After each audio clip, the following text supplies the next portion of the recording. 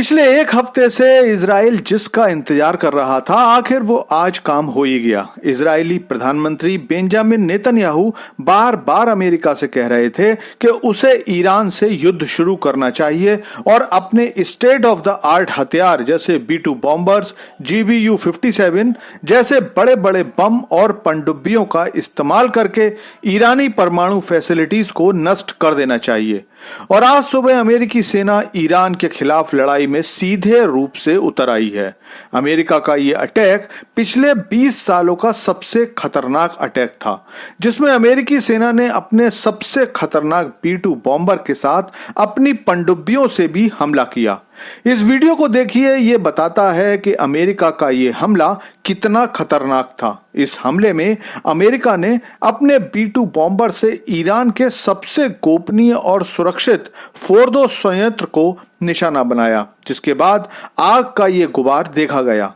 जिस तरह का गुबार सामने दिखाई दे रहा है उससे पता चलता है कि ईरान के परमाणु एसेट्स इसमें थे, जिन्हें अब समाप्त कर दिया गया है। इसके अलावा ईरान के 2 और परमाणु केंद्र नतांज और इस्फहान पर भी अमेरिका ने हमला किया, लेकिन इन दोनों पर हमला B-2 बॉम्बर से नहीं किया गया, बल्कि इन पर परमाणु पनडुब्बियों से हमला किया गया। नतांज और इस्फहान ईरान के तीसरे और सबसे सुरक्षित फोर्दो परमाणु केंद्र से कम सुरक्षित हैं, इसीलिए इजराइल इन दोनों केंद्रों पर कई बार हवाई हमले कर चुका था। 2 दिन पहले ही इस्फहान केंद्र पर इजराइल ने भयंकर हमला किया था, लेकिन फोर्दो को ईरान ने बहुत सोच समझकर और गोपनीय सुरक्षा के साथ बनाया था। इस संयंत्र में सारा मटेरियल और काम पहाड़ों के नीचे लगभग 300 फुट नीचे रहता था। संयंत्र का ऊपरी हिस्सा कंक्रीट की मोटी दीवार से बना हुआ था, जिस पर इजराइल के किसी भी हथियार का असर नहीं हो सकता था। इसीलिए इजरायली प्रधानमंत्री बार बार अमेरिका से आग्रह कर रहे थे कि अमेरिका अपने 300 फुट गहरे बंकर को नेस्तो नाबूद करने वाले बम GBU-57 का उपयोग करके ईरान के सारे परमाणु केंद्रों को खत्म कर दे। और अब अमेरिका ने B-2 बॉम्बर का इस्तेमाल करके फोर्दो को बर्बाद कर दिया है। ईरान ने फोर्दो को बनाने में अरबों डॉलर खर्च किए थे। पिछले 15-20 सालों से तेल खरीद का ज्यादातर हिस्सा ईरान अपनी सैन्य क्षमताओं और खास तौर पर फोर्दो और नतांज में खर्च कर रहा था। लेकिन क्या ईरान इससे शांत हो गया है? तो वो बिल्कुल भी नहीं।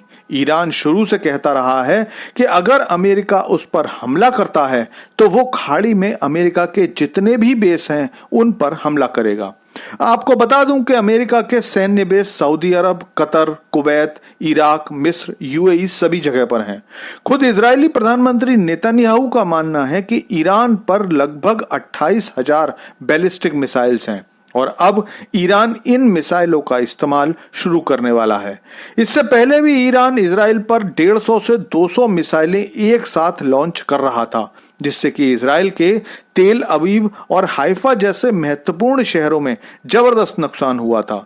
लेकिन अब ईरान बैलिस्टिक मिसाइल का ऐसा स्वार्म अटैक करेगा जिसके बाद अमेरिकी बेसिस पर नुकसान होना तय है। लेकिन ईरान केवल इतना ही नहीं करने वाला है। ईरान अब स्ट्रेट ऑफ द हॉर्मुज को भी बंद करने की तैयारी कर रहा है। दुनिया के कुल तेल निर्यात का लगभग 20% तेल स्ट्रेट ऑफ द हॉर्मुज से आता है। ईरान ने साफ तौर पर कह दिया है कि अब वो इस क्षेत्र से किसी भी यूरोपीय देश के जहाज को नहीं आने देगा। अमेरिका ने हमला पिछले कई दिनों की जबरदस्त प्लानिंग के बाद किया था। इस्फहान और नतांज पर अमेरिका ने अपनी पनडुब्बियों से हमला किया। इसके लिए अमेरिका ने अपने guided missile submarine USS Georgia, जिसे कि SSGN 729 भी कहते हैं, इसे ईरान की सीमा के पास लाया गया और फिर 30 टॉमाहॉक क्रूज मिसाइल इन दोनों परमाणु केंद्रों पर दाग दी गई। लड़ाई बढ़ने वाली है क्योंकि अमेरिकी राष्ट्रपति ने अपने बयान में कहा है कि फिलहाल हमने ईरान की लीडरशिप पर अटैक नहीं किया है, लेकिन अगर ईरान अमेरिकी बेसिस पर हमला करता है या वो स्ट्रेट ऑफ द हॉर्मुज से तेल की आवाजाही रोकता है तो अमेरिका अब तक का सबसे जबरदस्त हमला करेगा, जब तक ईरान में सत्ता परिवर्तन नहीं हो जाता है।